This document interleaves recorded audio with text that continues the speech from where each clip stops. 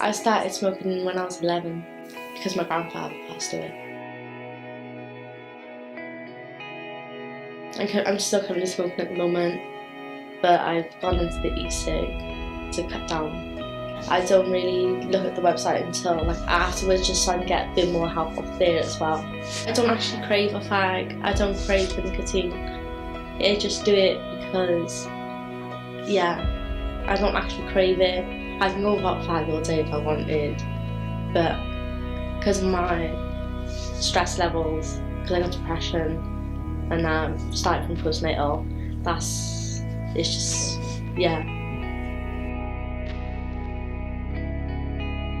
Because I just found out I was pregnant. I want to quit for the baby's health as well, even though I only just found out, but more so because of the girls, my two I got already, because they mean everything. I don't want them brought up around smoking, because otherwise they'll pick up the bad habit, and I don't want that because of their health. Now is to take the girls on holiday, just to do more things with them, go on day trips.